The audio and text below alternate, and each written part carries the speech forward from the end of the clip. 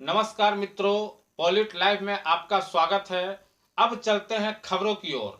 Bharatiya Janata party SC मोर्चा के 3 दिवसीय प्रशिक्षण शिविर धनबाद के समापन सत्र में पूर्व सीएम रघुवर दास ने कहा, झारखंड में हेमंत सरकार ने खनिज संपदा, जल, जमीन, जंगल को जमकर लूटा है। अब सरकार जाने वाली है और देखें उन्होंने क्यों कुछ कहा। अपनी पार्टी के कार्यकर्ताओं को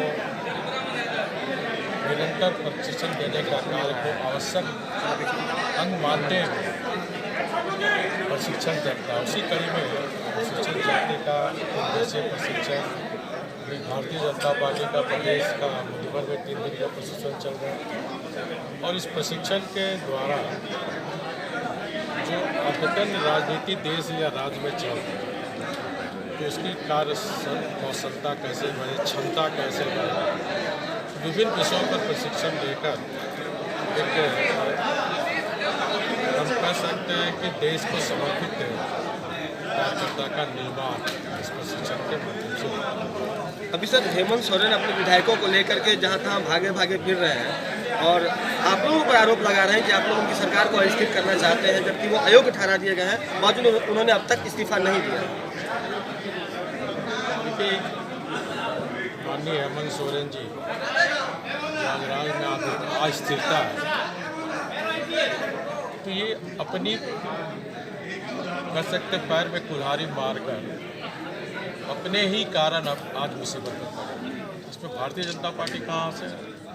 भारतीय जनता पार्टी ने थोड़े उनसे कहा था कि अपने नाम पर लीज ले लो, अपने पत्नी के नाम पर लीज ले लो, अपने प्रेस सलाहकार को लीज दे दो, अपने विधायक प्रतिनिधि को लीज दे दो।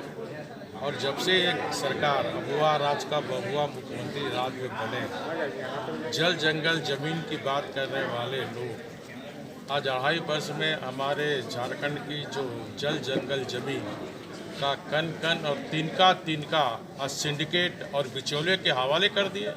आप धनबाद में देखो क्या हो रहा है, किस तरह अवैध कोयले का जो खनिज संपदा जो झारखंड की पहचान है, उस पहचान को इस सिंडिकेट और लुटेरे के द्वारा लुटवाया जा रहा है और मौज मस्ती कर रहे हैं, नौका विहार कर रहे हैं। ऐसे मुख्यमंत्री को तो 1 मिनट भी गद्दी में बने रहना इस राज्य के ऊपर एक बोझ है। दुमका में जो एक घटना घटी थी, एक बच्ची के ऊपर तेजाब से हमला किया गया था और उसकी अब मौत हो गई है सर। एक ही नहीं, जब से सरकार बनी तब से कितनी आदिवासी बच्ची, आदिवासी महिला, दलित बच्ची, दलित महिला, हजारों इस 2.5 वर्ष में सामूहिक बलात्कार, सामूहिक हत्या।